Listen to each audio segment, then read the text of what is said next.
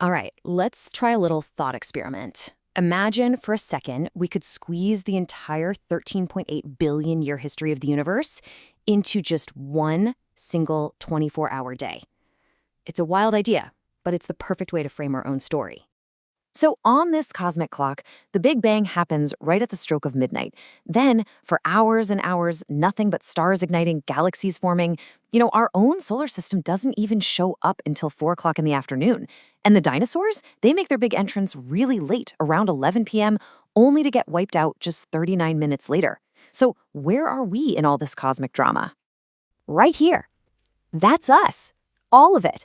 Every king and every queen, every single war, every invention, every song, every poem, the whole of recorded human history happens in the final tiny fraction of the very last second before that clock strikes midnight again.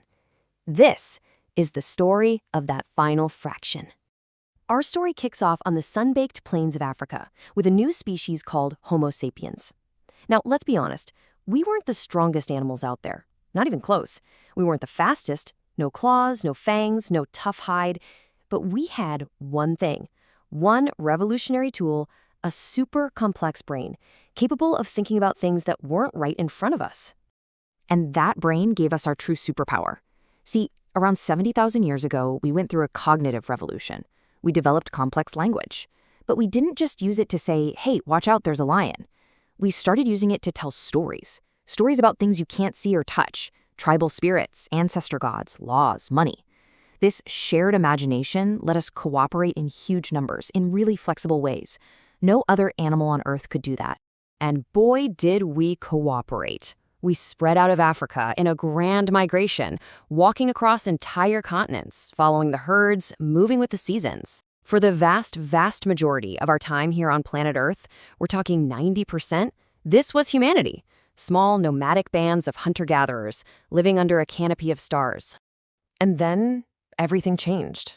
As the last ice age thawed, we started a radical new experiment. We basically decided that instead of chasing our food all over the place, we were going to make our food stay put. This was the agricultural revolution.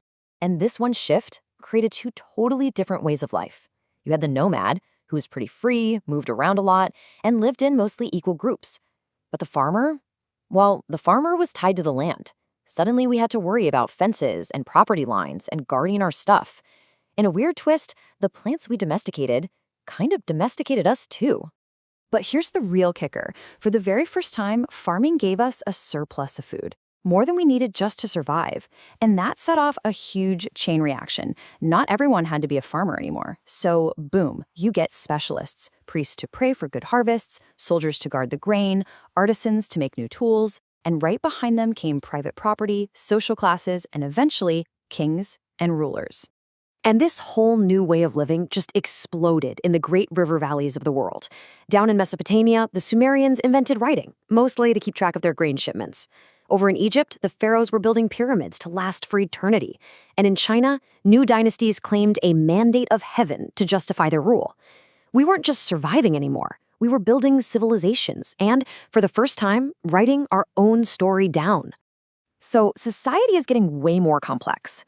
We've mastered iron, which is a total game changer for tools and weapons. And all of this sets the stage for an age of giants. We're talking massive empires. But at the exact same time, something else incredible was happening. A worldwide explosion of new ideas in philosophy and religion.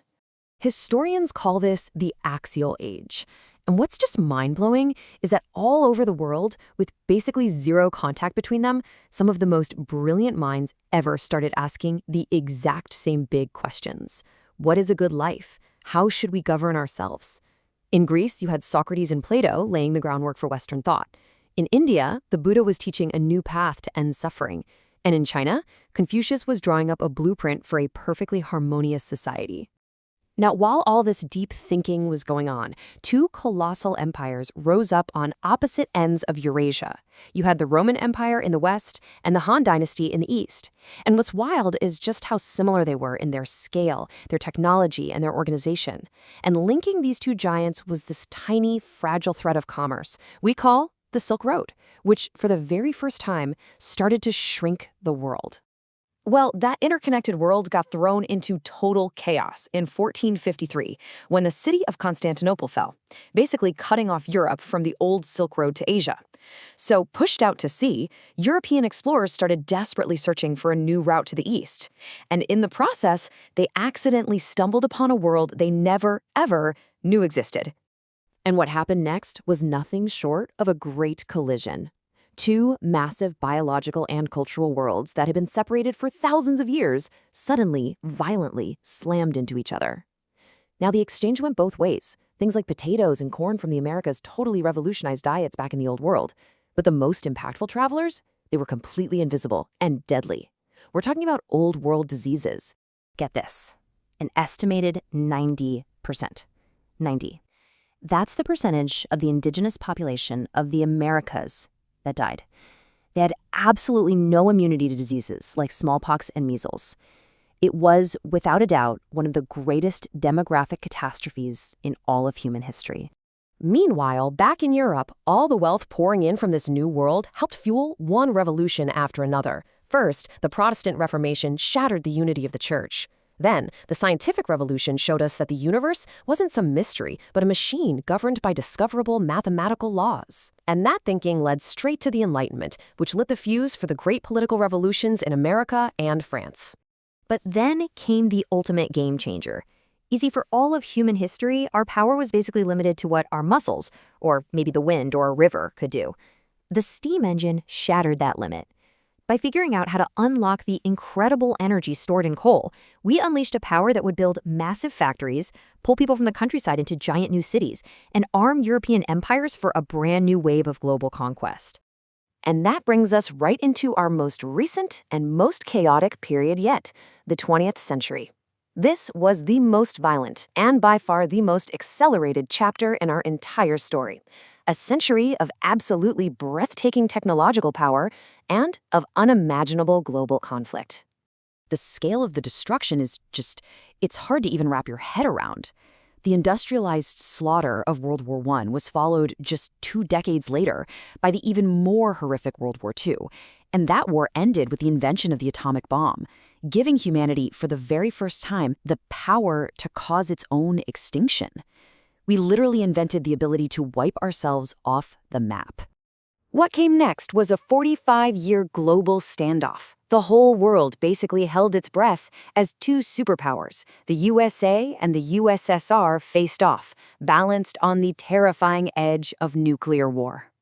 At the same time, the old European empires were finally crumbling as nations all across Africa and Asia fought for and won their independence. But while all eyes were on this epic clash of ideologies, another revolution was starting, a really quiet one, in a laboratory. It didn't look like much, just a tiny little sliver of silicon. But this one invention, the microchip, was about to rewire our entire planet. That tiny chip made the personal computer possible. Suddenly, immense processing power wasn't just for governments and huge corporations anymore. It was on our desks. And then we did the most human thing imaginable. We connected all those computers together. We created a kind of global nervous system. We called it the Internet. And that leads us right here, to this very moment. The information revolution has shrunk the entire planet down to the size of a glowing screen you hold in the palm of your hand. Now, this incredible power has lifted billions of people out of poverty, but it's also created enormous new challenges, like a changing global climate, as we've entered a new geological age defined by our own impact, the Anthropocene. So just think about it. Look how far we've come in just a tiny fraction of a single cosmic second. From a small, frightened species on the savanna to beings who can split the atom and look back to the very dawn of time. We've created things of breathtaking beauty, and we've committed unspeakable horrors. The story so far is written, but the next page is blank. And the cosmic clock, well, it's still ticking. The pen is in our hands now. So what are we going to write next? Please like and subscribe.